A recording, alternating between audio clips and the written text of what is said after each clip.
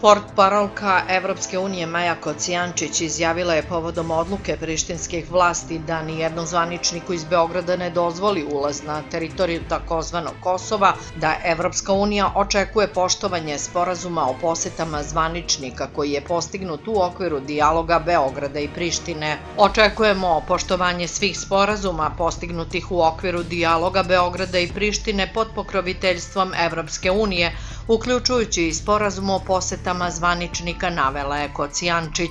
U pisanom saopštenju u odgovoru na pitanje Tanjuga o reakciji Evropske unije na poslednju provokaciju od strane Prištine, Kocijančić je dodala i da je Evropska unija povodom novonastale situacije u kontaktu sa obe strane. Dogovor o posetama zvaničnika počeo je da se primenjuje 1. decembra 2014. godine i već je kršen više puta od strane Prištine.